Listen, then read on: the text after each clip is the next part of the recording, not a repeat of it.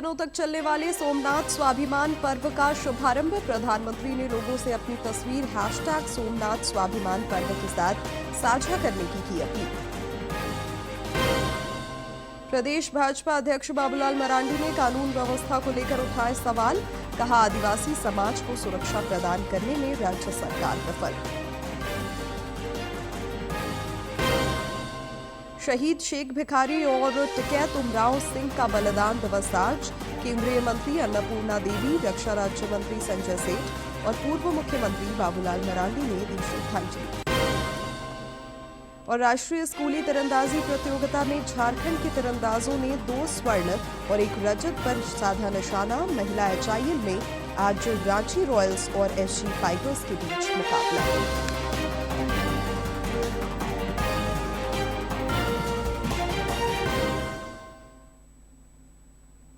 नमस्कार, खबरें झारखंड में आपका स्वागत है। मैं हूं शिवानी कुमारी और अब समाचार विस्तार से। गुजरात के सोमनाथ मंदिर में आज से 3 दिवसीय सोमनाथ स्वाभिमान पर्व की शुरुआत हुई। इस वर्ष यह आयोजन इसलिए खास है क्योंकि ठीक 1000 वर्ष पहले महमूद गजनवी ने सोमनाथ मंदिर में हमला किया था। इस वर्ष यह आयोजन इसलिए भी महत्वपूर्ण है क्योंकि ठीक 1000 वर्ष पहले महमूद गजनवी ने सोमनाथ मंदिर पर हमला किया था। इस ऐतिहासिक घटना की 1000वीं बरसी पर सोमनाथ नगरी एक बार फिर आस्था, स्वाभिमान और सनातन संस्कृति के संदेश के साथ देश और दुनिया को जोड़ने जा रही है। इस 3 दिवसीय पर्व के दौरान सोमनाथ मंदिर में लगातार 24 घंटे ओंकार नाथ का जाप हो रहा है। पूरे परिसर को आध्यात्मिक वातावरण में ढालने की तैयारी की गई है। मंदिर के समुद्र तट पर नावें खड़ी की जाएंगी, जिन्हें विशेष लाइटिंग से सजाया गया है ताकि श्रद्धालुओं को एक अलौकिक दृश्य का अनुभव हो सके। श्रद्धालुओं की सुविधा और बड़ी भागीदारी को ध्यान में रखते हुए हर दिन 4 अलग अलग शहरों से एक ट्रेन सोमनाथ पहुंच रही है। ये ट्रेनें सूरत, राजकोट, वडोदरा और अहमदाबाद से चलाई जा रही है। इन ट्रेनों से देश भर के संत, धार्मिक संस्थाओं से जुड़े लोग और बड़ी संख्या में श्रद्धालु सोमनाथ पहुंच रहे हैं। सोमनाथ स्वाभिमान पर्व की आज से शुरुआत हुई है। आज 9 बजे से ऋषि कुमारों के स्वर से ओम नमः शिवाय के जाप में राज्य और देश भर से पधारे हुए हजारों सोमनाथ भक्तों के साथ ये 72 घंटे के ओमकार जाप की शुरुआत हुई है। मोहम्मद गजनी जैसे अनेक आक्रमणों ने सोमनाथ की मंदिर पे 1000 साल पहले हमला किया था।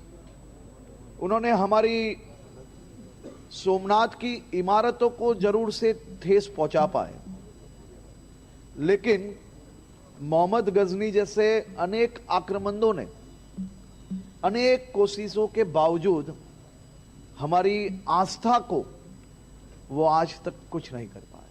आज सुबह से ही कई शहरों से लोग ये ऐतिहासिक क्षण के साक्षी बनने के लिए हजारों की संख्या में स्पेशल ट्रेन के माध्यम से, बसेस के माध्यम से, अपनी अपनी व्यवस्थाओं के माध्यम से सोमनाथ मंदिर पधार रहे हैं। सोमनाथ मंदिर के प्रांगण में यह होने वाला ऐतिहासिक स्वाभिमान पर्व यह अपने आप में इतिहास के पन्नों पे आने वाले दिनों में लिखा जाएगा। 8, 9, 10 तारीख को 72 घंटे तक लोग जाप भी करेंगे। साथ में शाम को महाआरती में लोग मौजूद भी रहेंगे। प्रधानमंत्री नरेंद्र मोदी ने सोमनाथ की अपनी पिछली यात्राओं की कुछ तस्वीरें सोशल मीडिया पर साझा की है। उन्होंने लोगों से अपील की है कि यदि आप भी सोमनाथ गए हैं तो अपनी तस्वीरें सोमनाथ स्वाभिमान पर्व के साथ जरूर शेयर करें।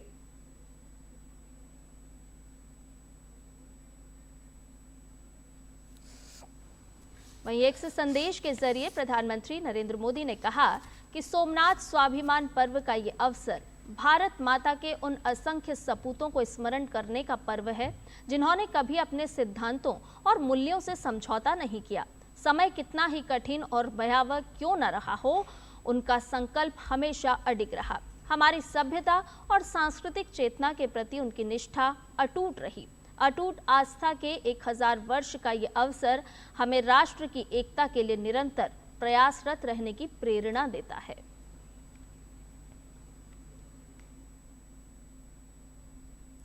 केंद्र की मोदी सरकार के सुधारों का असर देश की अर्थव्यवस्था पर साफ नजर आ रहा है। देश आर्थिक मोर्चे पर तेजी से आगे बढ़ रहा है। केंद्र सरकार ने वित्त वर्ष 2026 के भारतीय अर्थव्यवस्था में 7.4% का अनुमान जताया है, जो पिछले साल के जीडीपी 6.5% की तुलना में ज्यादा है। केंद्र की मोदी सरकार के सुधारों का असर देश की अर्थव्यवस्था पर साफ नजर आ रहा है। देश आर्थिक मोर्चे पर तेजी से आगे बढ़ रहा है। सरकार ने वित्त वर्ष 2026 के लिए भारतीय अर्थव्यवस्था में 7.4% वृद्धि का अनुमान जताया है, जो कि पिछले साल के वृद्धि दर 6.5% के मुकाबले ज्यादा है। सांख्यिकी मंत्रालय ने यह अनुमान जारी किया है, जो भारतीय अर्थव्यवस्था के लिए एक सकारात्मक संकेत है। इस मजबूत वृद्धि का मुख्य कारण सेवा क्षेत्र में आ रही तेजी है, जिसमें 7.3% की वृद्धि का अनुमान है। वित्तीय, अचल संपत्ति और सार्वजनिक प्रशासन जैसे क्षेत्रों में 9.9% की वृद्धि हो सकती है। वहीं व्यापार, होटल, परिवहन और संचार सेवाओं में भी 7.5% की वृद्धि का अनुमान है। इसके अलावा विनिर्माण और निर्माण क्षेत्रों में 7.0% की वृद्धि का अनुमान जताया गया है। कृषि क्षेत्र में 3.1% और बिजली, गैस, जलापूर्ति में 2.1% की वृद्धि हो सकती है। इस वर्ष नॉमिनल जीडीपी में 8 की वृद्धि का अनुमान जताया गया है। इसके अलावा निजी अंतिम उपभोग व्यय में 7% की बढ़ोतरी हो सकती है। सरकार का मानना है कि इस वित्तीय वर्ष में भारत की अर्थव्यवस्था मजबूत रुझान के साथ आगे बढ़ेगी। प्रधानमंत्री नरेंद्र मोदी ने जीडीपी के ताजा अनुमान पर सोशल मीडिया पोस्ट में कहा, ये एनडीए सरकार के व्यापक निवेश, प्रोत्साहन और मांग आधारित नीतियों की वजह से संभव हुआ है। प्रधानमंत्री ने कहा, चाहे वह बुनियादी ढांचा हो, विनिर्माण प्रोत्साहन हो, डिजिटल सार्वजनिक सेवाएं हो या व्यापार करने में आसानी, हम एक समृद्ध भारत के अपने सपने को साकार करने के लिए काम कर रहे हैं। सेवा क्षेत्र में हुई तेजी को मुख्य प्रेरक कारक बताया गया है। इसमें वित्तीय सेवाएं, रियल एस्टेट, पेशेवर सेवाएं और सार्वजनिक प्रशासन शामिल है। और वित्त वर्ष 2025-26 में इन क्षेत्रों में स्थिर कीमतों पर 9.9% की मजबूत वृद्धि दर्ज की गई है। वहीं प्रसारण सेवाओं में 7.5% की बढ़ोतरी का अनुमान है और पूंजी निर्माण की वृद्धि 7.8% रह सकती है।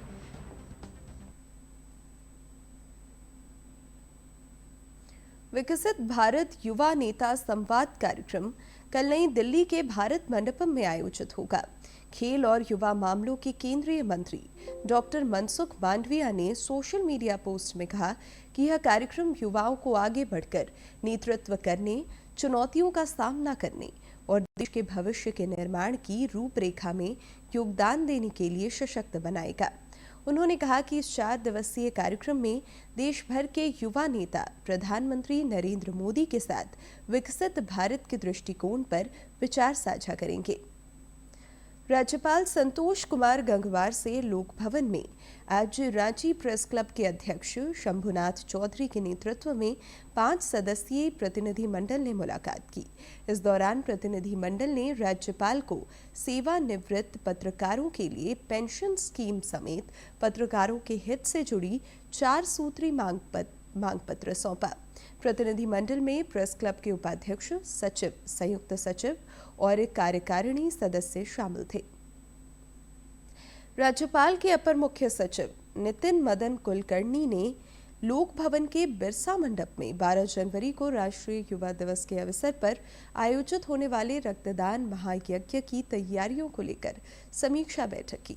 उन्होंने झारखंड रेड क्रॉस सोसाइटी, विश्वविद्यालयों, अस्पतालों और अन्य संबंधित संस्थानों को समन्वय स्थापित कर सारी तैयारियां पूरा करने को कहा। प्रदेश भाजपा अध्यक्ष बाबूलाल मरांडी ने कानून व्यवस्था को लेकर राज्य सरकार पर सवाल उठाया है। उन्होंने आज एक सोशल मीडिया पोस्ट में कहा कि हेमंत सरकार के शासनकाल में आदिवासी समाज को लगातार निशाना बनाया जाना राज्य की कानून व्यवस्था पर गंभीर प्रश्न खड़े करता है। श्री मरांडी ने कहा कि राज्य सरकार विशेषकर आदिवासी समाज की सुरक्षा प्रदान करने में पूरी तरह विफल साबित हो रही है। उन्होंने खूंटी में एक आदिवासी नेता की हत्या की कड़े शब्दों में निंदा करते हुए पुलिस से दोषियों को शीघ्र गिरफ्तार करने और कठोर कार्रवाई करने की मांग की है। एसीबी ने झारखंड शराब घोटाला मामले में बड़ी कार्रवाई करते हुए फरार चल रहे आरोपी नवीन केडिया को गोवा से गिरफ्तार कर लिया है। अब उसे ट्रांजिट रिमांड पर रांची लाकर पूछताछ की जाएगी। अदालत से जमानत याचिका खारिज होने के बाद से ही वह फरार चल रहा था। इस घोटाले में पूर्व उत्पाद सचिव विनय चौबे समेत कई आरोपी पहले से ही जेल में हैं। अमरवीर शहीद शेख भिखारी और टिकैत उमराव सिंह का बलिदान दिवस आज मनाया जा रहा है। केंद्रीय मंत्री अन्नपूर्णा देवी, रक्षा राज्य मंत्री संजय सेठ और नेता प्रतिपक्ष बाबूलाल मरांडी समेत कई नेताओं ने इन वीर शहीदों को नमन कर उन्हें श्रद्धांजलि अर्पित की है। रक्षा राज्य मंत्री संजय सेठ रांची के उरमांझी स्थित चुटू पालू में आयोजित बलिदान दिवस समारोह में शामिल हुए और बलिदानियों को श्रद्धांजलि दी। मौके पर उन्होंने कहा कि ब्रिटिश हुकूमत के खिलाफ जंग में उनकी शहादत हमारे लिए प्रेरणा का कार्य करती रहेगी। समारोह में सांसद आदित्य प्रसाद साहू समेत कई गणमान्य लोग मौजूद थे। सोहराय पर्व को लेकर संथाल परगना के इलाके में इन दिनों उत्साह देखा जा रहा है। पशुधन के सम्मान, फसल की समृद्धि और प्रकृति एवं पूर्वजों के प्रति आभार व्यक्त करने का यह एक त्योहार है।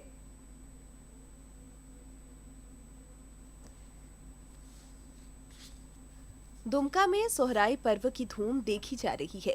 5 दिवसीय यह पर्व भव्य रूप से मनाया जा रहा है। 5 दिनों तक आयोजित होने वाले इस त्योहार का समापन 14 जनवरी को होगा। गोड़ टांडी में मारांग बुरू, जाहिर ईरा और ठाकुर बोंगा की पूजा के साथ आरंभ हुआ यह त्योहार बेझा टांडी में शिकार के साथ संपन्न होगा। पर्व के तीसरे दिन पशुधन की पूजा की जाती है। बहुत महत्वपूर्ण पर्व है। सोहराय पर्व हम लोग को कार्तिक महीने का अमावस्या में मनाया जाता है। ये हम लोग आदिवासी का एक बहुत अच्छा पर्व है और इसमें हम लोग भाई बहन को न्योता देते हैं और इसी में दुख सुख का पूजा करते हैं। विभिन्न संगठनों और समूहों की ओर से भी सोहराय उत्सव का आयोजन किया जा रहा है। इसी कड़ी में सोहराय पर्व समिति पुलिस केंद्र दुमका की ओर से भी पुलिस लाइन मैदान में सोहराय उत्सव का आयोजन किया गया।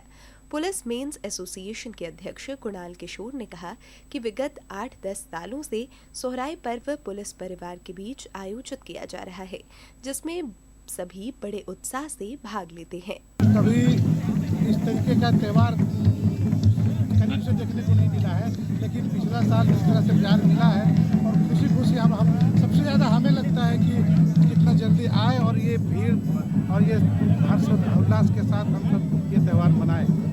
परिचारी प्रवर रमेश कुमार मंडल ने कहा कि सोहराय पर्व प्रकृति का त्योहार है। दुमका पुलिस परिवार हर वर्ष बड़े हर्ष उल्लास के साथ यह पर्व मनाता आया है। सभी लोग सोहराय में झूम रहे हैं और एक साथ खुशियां मना रहे हैं। इतने भारी से संख्या में करीब 3 से 4 हजार लोगों का व्यवस्था हम लोग यहाँ पे अच्छी तरीके से करते हैं और खुशी से लोग इस त्योहार का आनंद लेकर यहाँ से जाते हैं। शहर से लेकर गांव तक सोहराय पर्व की धूम है। संताल आदिवासी समाज के लोग अपनी संस्कृति, परंपरा और पूजा पद्धति का इस त्योहार के माध्यम से उत्साह, उमंग और गौरव भाव तथा पूरी जीवंतता के साथ निर्वहन कर रहे हैं। डीडी न्यूज के लिए दुमका से आर के नीरद की रिपोर्ट। राजधानी रांची के खेलगांव स्थित स्टेडियम में चल रही 69वीं राष्ट्रीय स्कूली तीरंदाजी प्रतियोगिता में झारखंड के तीरंदाजों का शानदार प्रदर्शन जारी है। प्रतियोगिता में कल झारखंड के तीरंदाजों ने सटीक निशाना साधते हुए 2 स्वर्ण और 1 रजत पदक जीता।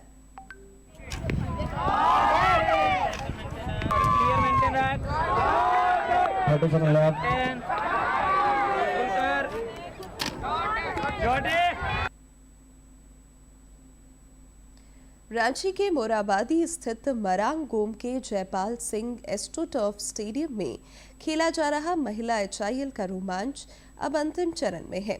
लीग का फाइनल मैच 10 जनवरी को एसजी पाइपर्स दिल्ली और बंगाल टाइगर्स के बीच खेला जाएगा। इस मौके पर मुख्य अतिथि के रूप में मुख्यमंत्री हेमंत सोरेन और विधायक कल्पना सोरेन मौजूद रहेंगे। वहीं लीग चरण में आज रांची रॉयल्स का मुकाबला एसजी पाइपर्स से होगा। इससे पहले कल खेले गए लीग चरण के एक मैच में सूरमा हॉकी क्लब ने बंगाल टाइगर्स को 2 के मुकाबले 3 गोल से पराजित कर दिया।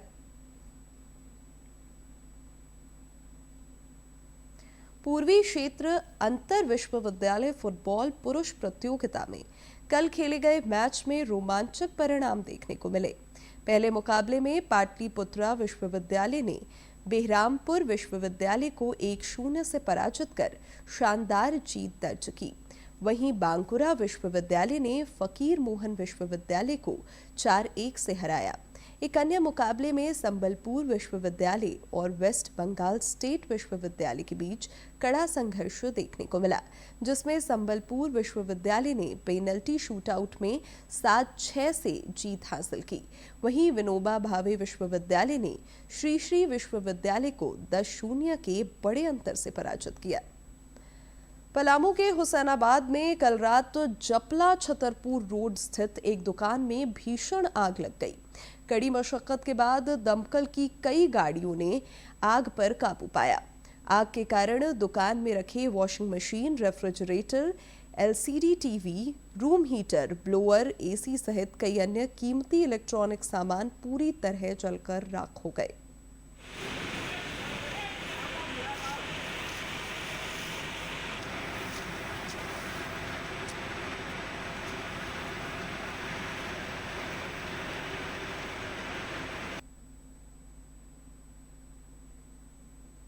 और अब बात मौसम की। राज्य में शीतलहर और ठंड का प्रकोप बरकरार है, जिससे लोगों की मुश्किलें बढ़ गई हैं। मौसम विज्ञान केंद्र के पूर्वानुमान के मुताबिक आज और कल राज्य के पश्चिमी और मध्यवर्ती इलाकों में कहीं कहीं शीतलहर चलने की संभावना है। इसे लेकर येलो अलर्ट जारी किया गया है। पिछले 24 घंटे के दौरान हजारीबाग में न्यूनतम तापमान 2.9 डिग्री सेल्सियस रिकॉर्ड किया गया, जो राज्य में सबसे कम रहा। मौसम विज्ञान केंद्र के मुताबिक अगले 2 दिनों के दौरान यही हालात बने रह सकते हैं। इसके बाद अगले 3 दिनों में न्यूनतम तापमान में 2 से 3 डिग्री सेल्सियस तक की वृद्धि हो सकती है। ठंड के मौसम में कई तरह की शारीरिक समस्या बढ़ने का खतरा होता है, जिसमें रक्तचाप की अधिकता भी एक है। ठंड के मौसम में हाई ब्लड प्रेशर के मरीजों को विशेष रूप से सावधानी बरतने की जरूरत है।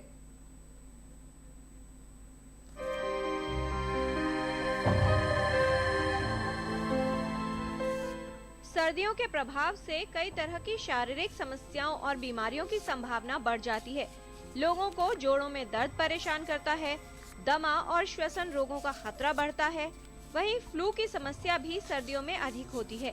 इनके अलावा एक और समस्या जो सर्दियों में कई लोगों को परेशान करती है, वो है रक्तचाप का बढ़ा हुआ स्तर। प्रकृति जो है वो सर्दी के मौसम में शरीर की गर्मी सहेजने का प्रयत्न करती है, यानी हीट लॉस को प्रिवेंट करने की कोशिश करती है। हमारे शरीर की गर्मी एनवायरनमेंट में ना जाए, इसका प्रयत्न करती है।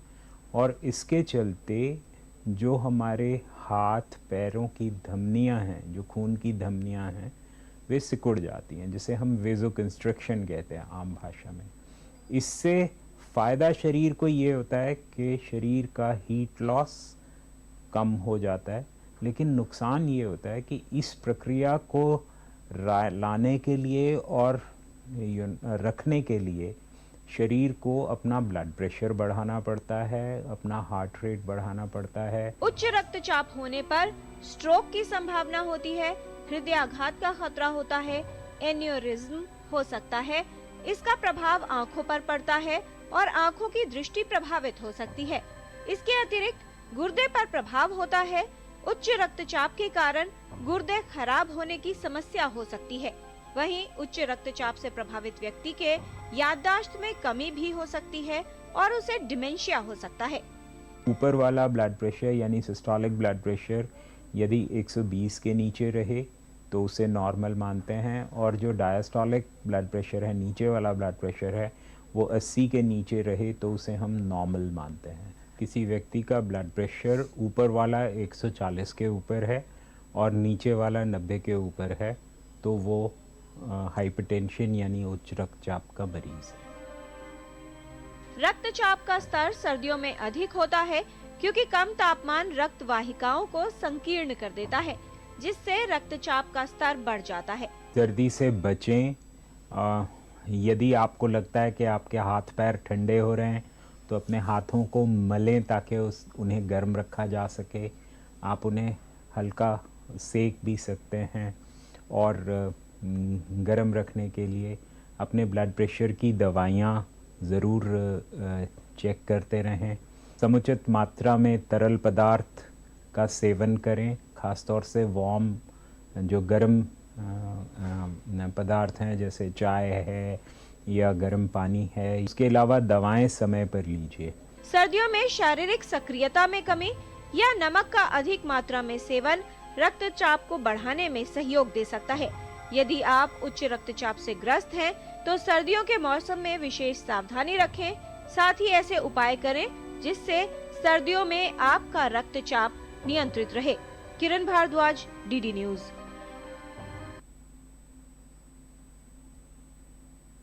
दूरदर्शन झारखंड पर पल पल की खबरों से जुड़े रहने के लिए आप हमारे social media platform x, Facebook, Instagram और यूट्यूब से जुड़ सकते हैं, क्योंकि खबरों से जितना बाखबर रहना ज़रूरी है, उससे ज़्यादा ज़रूरी है सटीक, संतुलित और निष्पक्ष समाचार। हमारा एक्स हैंडल है @DD News Jharkhand, Facebook page है DD News झारखंड और इंस्टाग्राम अकाउंट है DD News झारखंड। आप हमें YouTube channel Jharkhand DD News पर भी देख और सुन सकते हैं। और अब देखते हैं सोशल मीडिया की दिलचस्प और खास झलकियां।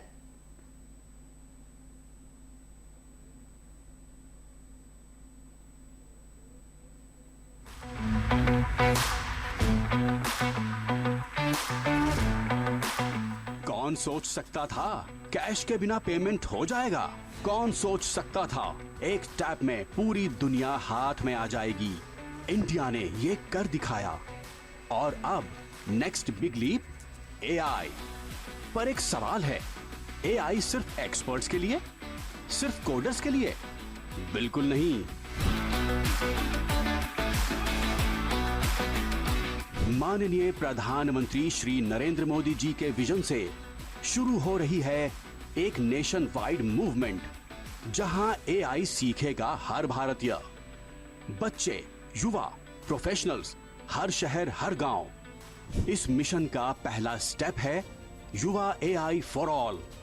सिर्फ 4 घंटे का कोर्स, सिंपल, प्रैक्टिकल, पावरफुल। सीखिए AI क्या है, कैसे काम करता है और कैसे AI को रिस्पॉन्सिबली यूज करके अपनी पढ़ाई, काम और आइडियाज को नेक्स्ट लेवल ले जा सकते हो।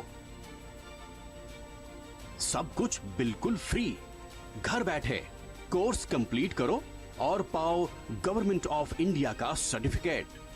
लाखों इंडियंस को AI रेडी बनाने का टारगेट। और हाँ, इस फ्यूचर का हिस्सा बनना ऑप्शनल नहीं है। इस फ्यूचर को शेप करना अब तुम्हारे हाथ में है। अभी एनरोल करो युवा AI for all futureskillsprime.in।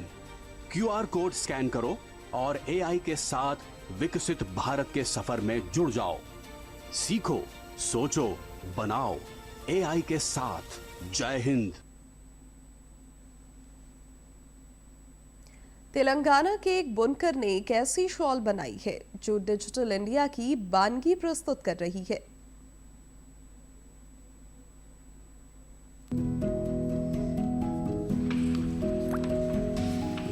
Telangana का सिरिसिला शहर उत्कृष्ट बुनाई परंपराओं को दर्शाता है।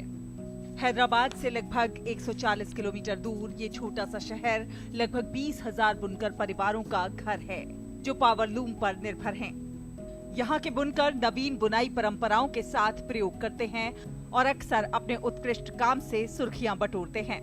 उनमें से एक हैं नल्ला विजय कुमार, जिन्होंने कुछ ऐसा बनाया है जो डिजिटल इंडिया की भावना का खूबसूरत प्रदर्शन है। प्रधानमंत्री नरेंद्र मोदी के सम्मान में बुना गया ये एक QR कोडेड रेशमी शॉल है। इस QR कोडेड शॉल को मोदी माना नादी यानी मोदी हमारा गौरव है के स्लोगन के साथ तैयार किया गया है। हथकरघे से तैयार ये शॉल नवाचार, गर्व और भक्ति की कहानी कहता है। 32 इंच चौड़ी और 2.5 मीटर लंबी शुद्ध रेशम और जरी से बनी ये शॉल खास है।